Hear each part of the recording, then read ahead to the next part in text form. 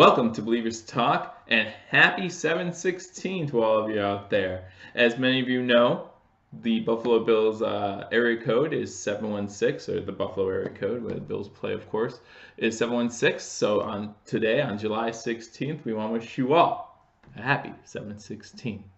Uh, Welcome to Believers Talk. My name's Joe. I will be your host for this evening. Wanted to come on here and get you up to date on a couple of issues going around in Buffalo with our Bills. Small issues, but still things we want to make sure we get out to you as well, just so you guys know what's going on. First, I think we ought to celebrate not just today for being July 16th, 716. But if you do not know this, hopefully most of you do, on Wednesday, Jim Kelly, our quarterback, will be receiving the Jimmy Valvano Award for Perseverance. So we want to give credit to him. I want to let all of you know that this is happening. So be sure on Wednesday to set your DVRs or be able to watch it. It's going to be on ESPN, I believe, maybe ABC, I don't know. But just be sure to watch that so that way you can see Jim Kelly, our quarterback, receive this prestigious award. I did do a video on that. I will link it to this video as well. And in that video, I asked a question: who do we think is going to be presenting this to Jim Kelly? Who's inducting him? And I did answer that. Who I thought it was going to be. And I don't know if it's been made official yet or not. Sometimes I try to keep that information hush hush. But my initial thought, if it was an athlete, I thought it would be Dan Marino. So I wonder if that's going to be the case. I think that'd be kind of cool, although I don't recall too many like athletes inducting other athletes and things of that nature. But I don't recall too many off the top of my head of who inducted who. So we'll see. I think that'd be pretty cool. Dan Marino and Jim Kelly kind of have a close relationship. Dan Marino has visited him in the hospital plenty of times as he constantly recovered from his battle with oral cancer. So we're excited for that Wednesday. Don't forget to watch the ESPYs to watch Jim Kelly receive the Jimmy Valvano Award for Perseverance. Again, I'll link the video that we did here when we first found out about it, so you can see that if you haven't already. Speaking of Buffalo Bills quarterbacks, Josh Allen still has not officially signed. He still has not signed his rookie contract. I know a lot of people are panicking. I am yet to panic. I don't feel that panic is warranted yet. I do want to see him sign before training camp, which is 2-3 weeks away maybe. So I would like to see that, but again, I'm not panicking yet. I'm probably where a lot of you were at maybe 3 weeks ago, where it's starting to get on my radar a little bit, and maybe it should.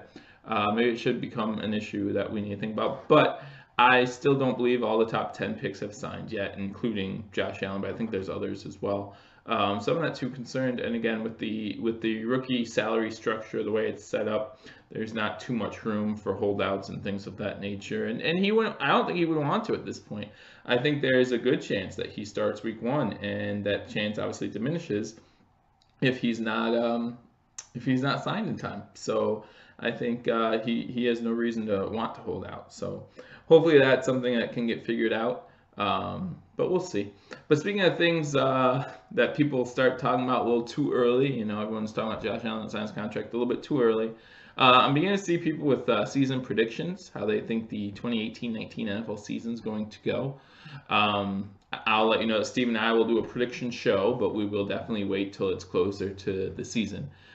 Just because a lot can happen, right? As we already seen San Diego's tight end go out for the season already, and it's really early, so lots of things can happen between then and between now and the end of August, and so we'll wait for that. That we haven't had a single preseason game, haven't done any training camp yet, so we'll wait to see about that kind of things. Those will obviously alter predictions later in the season, depending on who's hurt, and hopefully no one is, but you never know. So also wanted to come on here and say about 2 shows ago, we did make mention that we were going to do a position by position breakdown of each position for the Buffalo Bills, who was currently in those positions, and what we see as far as who's going to be there at the start of the season, maybe some position battles that we like to see. So we are still planning on doing that. In what facet we're not sure yet. but we do still plan on doing that. So please be sure to stay tuned. We do want to get our first video out this week, and then we'll go hopefully within a couple of days, get the next video out and stuff like that, and have a more scheduled video out for you. We want to probably start on the outside, work our way in for the defense, and then do the same thing for the offense. So that way, when this comes to an end, the last position we'll do is quarterback, and we'll maybe know a little bit more about the quarterback spot. Maybe know a little bit more about the LeSean Mccoy situation, which we don't know too much yet, other than what was presented last video and the live stream that I did. So we'll see. We'll see what happens there. But as far as the roster breakdown, I wanted to kind of give you guys some numbers so you can kind of look into it a little bit yourself if you wanted to. Currently on our roster, we have 89 players. That's our current roster. Now, before the season starts, we have to cut that down to 53. Now, that 89 can go up to, I believe, as much as 99. I'm not 100% sure what that number is. And the cuts to get to 53 don't have to happen until the end of the preseason. So we might see some fluctuation as far as that number is concerned, that 89 number, but we won't see any fluctuation of that 53. Obviously, the NFL has set the number at 53, and it's going to stay that way this year. But last year, looking at the roster breakdown, we had 53 players on the roster. We had 3 quarterbacks. And again, we expect to have 3 quarterbacks this year, pretty sure. It's going to be Allen, McCarron, and then Peterman, right? So there's our 3 quarterbacks. We had 4 running backs / fullbacks. That might change depending on the McCoy situation, how many running backs / fullbacks we carry on our team, on our final roster to start the season. Carried 6 wide receivers, 4 tight ends. I think that number might decrease to 3, but with Charles Clay being injury prone, maybe it won't. You never know. And sometimes these 4th tight ends, they're good special team guys, things of that nature. And sometimes you have sets where you have 2 tight ends, so you run those 2 tight end sets. You've played tight end at fullback before, so a fullback can be a little flexible as far as what he does. And we do know that McDermott does love the flexibility of having players who play multiple positions. So we'll see about that. 9 offensive line players, whether it be guards, tackles, or the center position. We had 9 players altogether there. Obviously, that's going to look a little different. Again, I'm not sure. Maybe we carry 1 more offensive lineman just because of the rotation that we might have and the fact that we don't have that centerpiece of like Eric Wood anymore.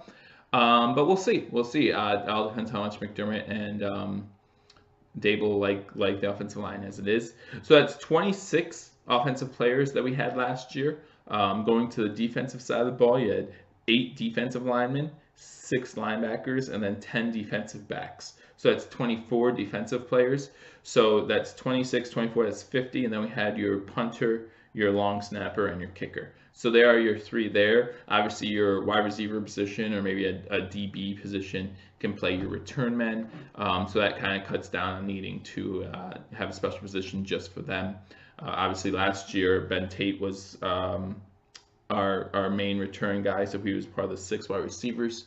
And then last year, we also carried over 9 inactives and 10 practice squad players.